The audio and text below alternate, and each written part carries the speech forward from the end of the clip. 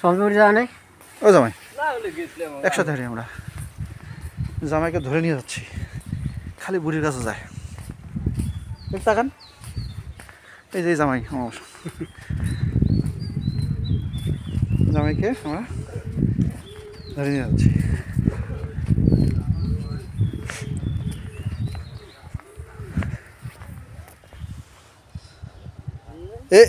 এইগুলো কি আলু মানে খেত না সব সুন্দর লাগতেছে আমার জেঠি আম্মা এরপর আমার জেঠি আম্মা আমি আপনাদের জন্য আসি আপনাদের দেখতে আসি কিন্তু আপনারা দূরে দূরে থাকেন কেন কেন আমাকে কষ্ট দেন এরকম জেঠি আম্মা না কষ্ট দেই না কই আপনারা আমাকে কাছে ডাকেন না তো ডাকি তো তুমি তো আসো না আমি আসি না এই যে আসছি আমার জেঠি আম্মা মানে হচ্ছে আমার বড় চাচার আহালিয়া স্ত্রী আমার আপন চাচা স্ত্রী চাচি আর কি আমরা জেঠি বলি বড় চাচিকে জেঠি বলি আমরা ওনার 2 ছেলে 1 মেয়ে ছেলে 2জন ঢাকায় থাকে মেয়েটা এখানেই থাকেন বয়স হয়ে গেছে অনেক সুন্দর ছিল আগে সুন্দরী ছিল আর কি উনি কিন্তু বয়সের ভারে বেচারার একটু হয়ে গেছে আর একটু অসুস্থ কিন্তু অতীতে আমিও দেখছি আলহামদুলিল্লাহ উনি অনেক সুন্দরী ছিলেন আল্লাহ ওনাকে অনেক সুন্দরী করে পাঠিয়েছিলেন গ্রামে অনেক কাজ কর্ম এবং অসুখের জন্য বয়সের ভারে চেহারাটা একটু হয়ে গেছেন কিন্তু মনটা এখন অনেক সুন্দর মনটা সুন্দর আছে ওনার চলেন জেঠি আমরা রাস্তায় হাঁটি একটু আলু ক্ষেত দেখি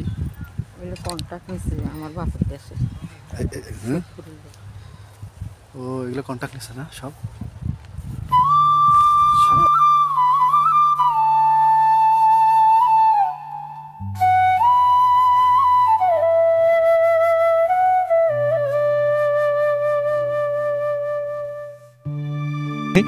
পরিশ্রম সাফল্যের চাবিকাঠি আপনারা পরিশ্রম করতে থাকেন এটা হচ্ছে হালাল কামাই আল্লাহর কাছে অনেক দাম সব হালাল কামাই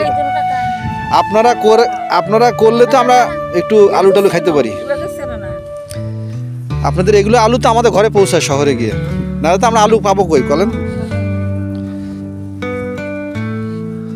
আমরা তো পারবো না এগুলো তো আমরা কাজ পারবো না আপনাদেরই করতে হবে মাঝে মাঝে আমাদেরকে খাওয়াবেন কৃষকরা হচ্ছে আমাদের সম্পদ যদিও আমরা খুব একটা গুরুত্ব দেই না ওনাদেরকে কিন্তু এই চাষাবাদ যদি ওনারা না করতেন তাহলে আমরা কেমনে আলু পাইতাম চাউল পাইতাম কৃষকের কাছে সব নির্ভর ওগুলো দিয়ে তো আমরা মনে করেন খাই চলি আমাদের কাছে টাকা থাকলেও আমরা যদি কাজ এগুলো এরা যদি না করতো তাহলে আমরা কি করতাম টাকা নিয়ে কি করতাম এরা যদি চাষাবাদ না করতো এই কাজটা আমরা বুঝি না এটা ওনারা জানেন হ্যাঁ এই জন্য ওনাদের সম্মান আমার কাছে অনেক বেশি আমি খুব সম্মান করি ওনাদের এই জায়গাটা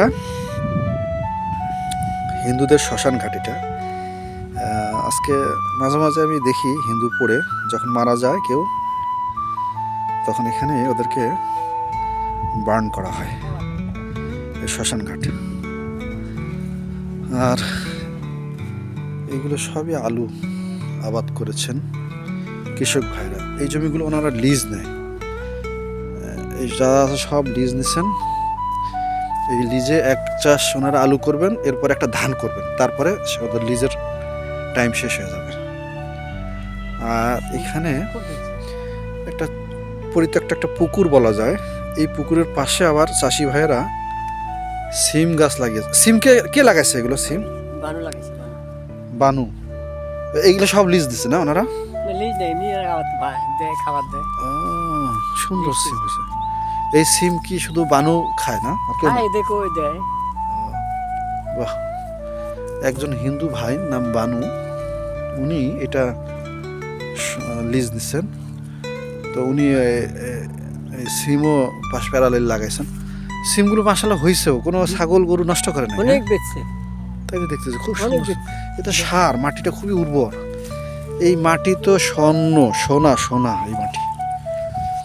হ্যাঁ, এই যে এখানে আবার মিষ্টি কুমড়া মনে হয় লাগিয়েছে। হ্যাঁ, না এখন তো বয়স হয় না, এই যে ফুল আসছে তো এগুলো হবে। এই যে মিষ্টি কুমড়া, মানে এগুলো বয়স একটু কম তো, এগুলো আস্তে আস্তে হবে ইনশাল্লাহ। কেবল ফুল আসতেছে, খুব শীঘ্রই মিষ্টি কুমড়া তারা দেখতে পাবে। এই যে এই অলরেডি গোটা আসছে, এখানে অলরেডি গোটা আসছে। এই যে এই যে গোটা আসছে, গোটা আসছে। দিস ইজ পরিত্যক্ত পুকুর। এখানে সচরাচর ওরা এই পাট যখন চাষ করে তখন ওই পাটটাকে ওরা জাগ দেয়, কারণ পাটটা এমন একটা জিনিস সব পুকুরে এটা জাগ দেওয়া যায় না, মানে পচায়। পাট যেখানে পচানো হয় সেখানে মাছ থাকে না, মাছগুলো মরে যায়। দ্যাটস ওয়াই এই সব পুকুরে পাট না জাগানোর কারণে ওদের পুকুর শর্ট হয়ে যায়। এই ধরনের পুকুরগুলো ওরা রেখে দেয়, এই পাটের সিজনে ওরা এটা পাট জাগ দেয়। আর অন্য অন্য সময় এখানে ধরেন এক ধরনের জংলি মাছ, যেগুলো এই পানিতেও বসবাস করতে পারে, পাটের পানিতেও। জংলি মাছ মানে ধরেন দেশি কই মাছ, তারপরে এই যে ষাটি মাছ বা টাকি মাছ, যেটা বলা হয় টাকি মাছ, ওই মাছগুলো এগুলো চাষি ভাই চাষ করাতে ব্যস্ত। ওগুলো কি চাষ করছে উনি? ভুট্টা চাষ করছে ভুট্টা। উনি ওই যে ওষুধ দিচ্ছেন আর গাছের পরিচর্যা করতেছেন। এই 3-4 মাসেই ভুট্টা চলে আসবে ইনশাল্লাহ। হ্যাঁ, তাই না জামাই? 4 মাসে চলে আসবে না? 4 মাসে ভুট্টা চলে আসবে না? 4 মাস। সুন্দর।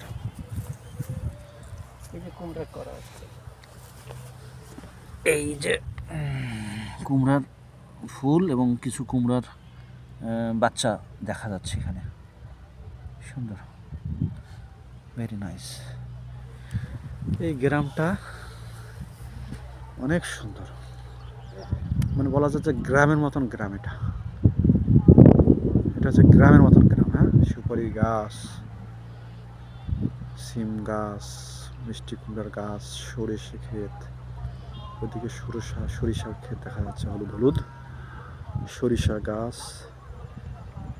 ওইদিকে একটা রাস্তা আছে, ওই রাস্তাটা মনে হয় কান্দি চলে গেছে, কান্দি হয়ে মিঠাপুকুর গেছে, রংপুর মিঠাপুকুর। আর এটা তো শ্মশানঘাট। অসম্ভব সুন্দর। এইটা আবার অনেকে একটু ভয় পায়, যাদের একটু হার্ট দুর্বল তারা একা একা দিনে আসতেও ভয় পায়, কিনা শ্মশানঘাট কি আছে এখানে, অনেকে মনে করে ভূত পেতনি। আর রাতে তো কথাই নাই, কেউ ভয়ে ওই রাস্তাতেও আসে না। হ্যাঁ, আমার অবশ্য একা একা ঘুরতে রাত্রে ভালোই লাগে। আমার আল্লাহর মতে এই সমস্যাটা নাই।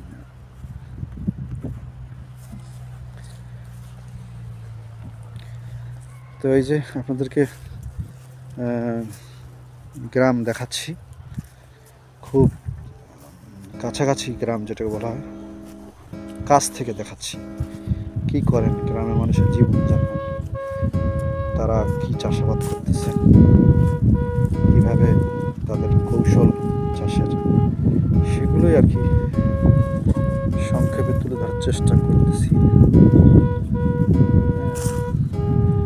এদিকে বেশিরভাগ এখন আলু, শীতকাল তো আলুটাই বেশি মেইনলি এখানে মেজর শস্য। ও সিম বলতেছেন, না হলেও 80 কেজি সিম ওনারা অলরেডি বিক্রি হয়েছে। যেগুলো সব ঝুলো ঝুলো আছে, সব সিম। এই সিমগুলো টেস্ট আছে। হ্যাঁ, দেশি সিম টেস্ট। আমাদের জন্য ফ্রি না, মানে আমার আব্বা আম্মার জন্য ফ্রি, তাই তো? উনি এখানে জমি মালিককে আব্বাই না? আচ্ছা, বুঝতে পারছি। কতদিন চলবে ওনার এই লিজ প্রক্রিয়া? এক বছর নাকি না 2 সিজন? না, যখন গাড়বে তখন খাইবে, না গাড়বে নাই। মানে টাইম নাই, ধরেন কতদিন? 6 মাস? না, টাইম নেই, এটা 2 মাস 3 মাস। মনে করো রোদের তাপ পড়লে সিম গাছ মরে যাবে। আচ্ছা, এইখানে কি ওরা টাকা দেয় পত্নী হিসেবে, যে লিস্টটা নেয়, কোনো টাকা দেয় না? না, ওই জমি দেয়। এই জমি কতটুকু, কয় টাকা করে দেয় এই জমি? 12,000 করে জমি দিছে। 22 শতক জমি, এই একবার আলু করবে আর একবার ধান করবে। 12,000 টাকা 22 শতক জমি, তাই না?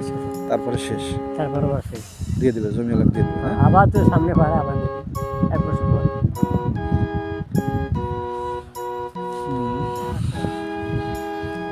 আমরা বৃষ্টি রোদে জমির ছোট আল দিয়ে হাঁটতেছি, জমির ছোট আল দিয়ে হাঁটতেছি। আমার সহযাত্রী জামাই, ফুফাকে আমরা জামাই বলি, আসলে এতক্ষণ ধরে পরিচয় করে দেওয়া হয়নি। আমার ছোট ফুফাকে আমরা জামাই বলি। উনিও মানে কৃষিতেই, ওনার পেশা কৃষি আর কি। আমি আসলে প্রায় বন্ধুর মতন, আমরা একসাথে থাকি।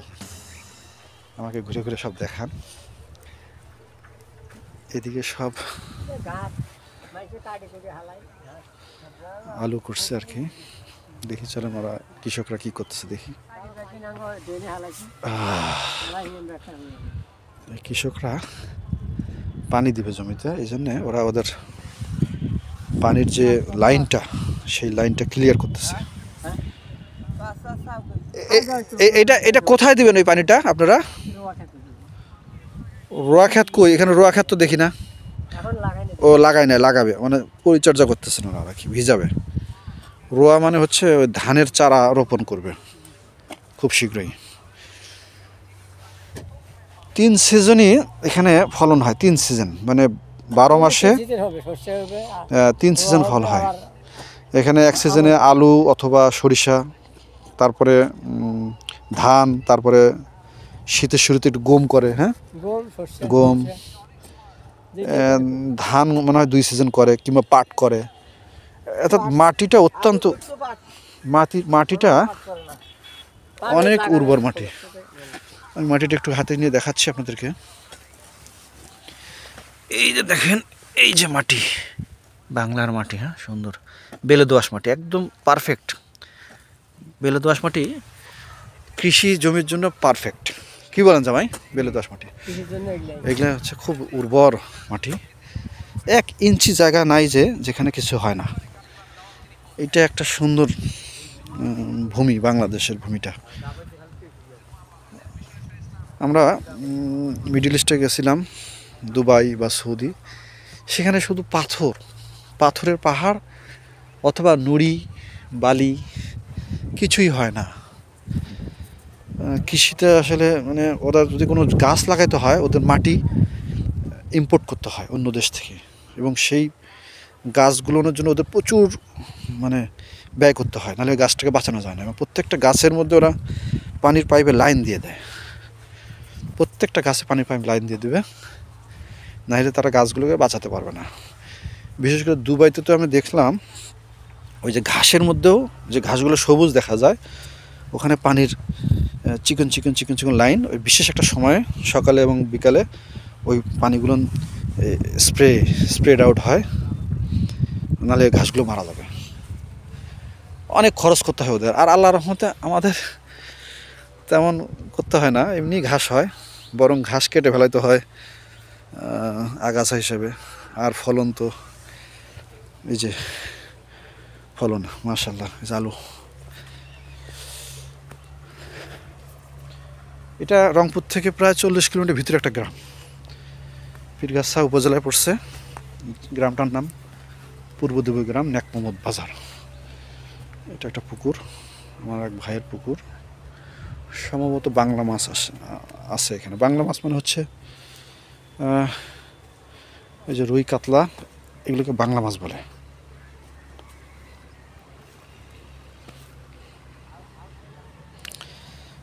রুই কাতলাকে বাংলা মাছ বলে। এখন চাষাবাদ হয় মেশিনে, হ্যাঁ, ট্র্যাক্টরে। আগে কিন্তু আমরা দেখছিলাম, আগে গরুর হালও দেখছিলাম এক সময় এখানে। এখন আর গরুর হাল নেই। এরপর দেখছিলাম পাওয়ার টিলার। গরুর হাল বন্ধ হয়ে হলো পাওয়ার টিলার। এখন পাওয়ার টিলার না, এখন হচ্ছে ওই যে বড় বড় চাকা, কাঁকড়া বলে এরা সংক্ষেপে, এই কাঁকড়া দিয়ে, অর্থাৎ ট্র্যাক্টর বড়, মানে একটা চাকায় মনে হয় 5 ফিটের উপরে বেশি ডায়া, ওই চাকা দিয়ে হয়। ওই যে দূরে চাষ করতেছেন, বিশাল অবস্থা, মানে সব কিছু পরিবর্তন, জেনারেশন টু জেনারেশন পরিবর্তন। আমি দেখানোর চেষ্টা করতেছি। এই যে দেখেন, এই যে ট্রাক্টর, এই ট্রাক্টর দিয়ে এখন চাষাবাদ করে। এখন আর ওই পাওয়ার টিলারও নাই, গরু তো অনেক আগেই শেষ হয়ে গেছে।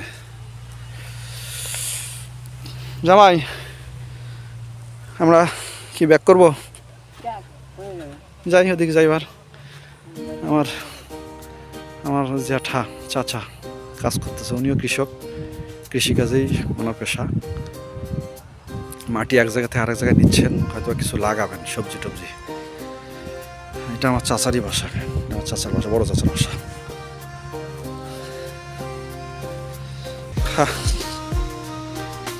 তোমরা রোদটা পাচ্ছ? রোদটা পাও,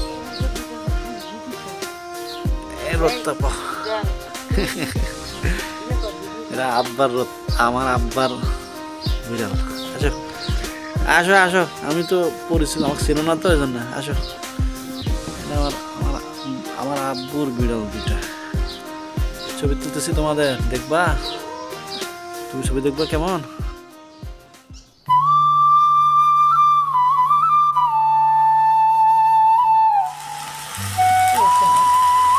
এগুলো সবকিছু এখানকার জমিনের গাছের আর কি।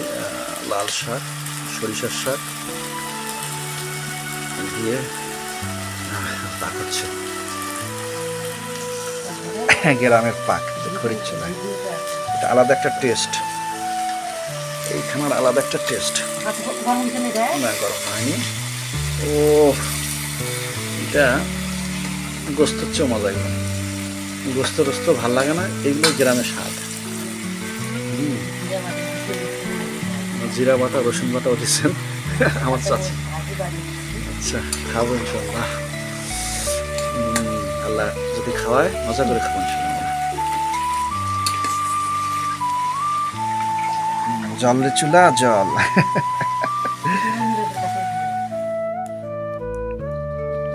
বিসমিল্লাহ, এই যে পাক, এটা দিয়ে সকালে নাস্তা করবো ইনশাল্লাহ।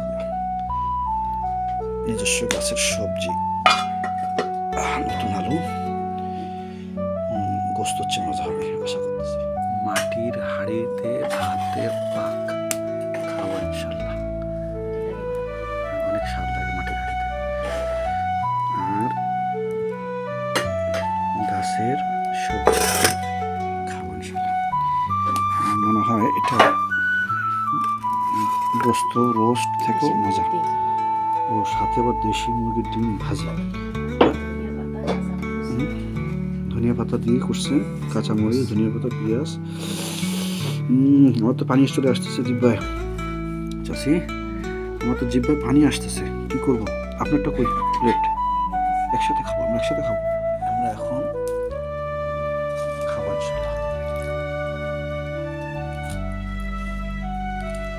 বিসমিল্লাহ।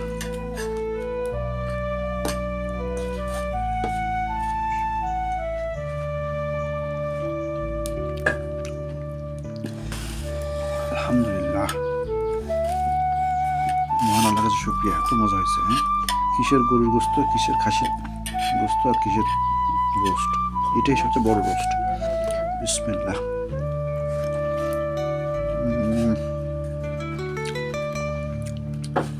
এই সে আমার সবজি।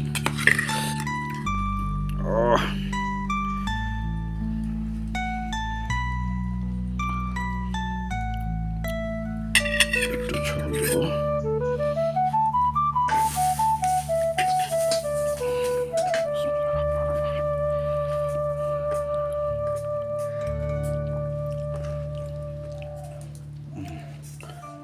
সবজি দিয়ে, এই সবজি দিয়ে খাওয়া। বিসমিল্লাহ।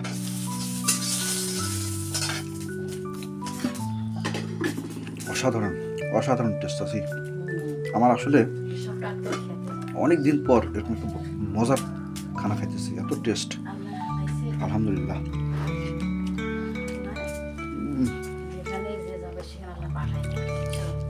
থ্যাংক ইউ চাচি।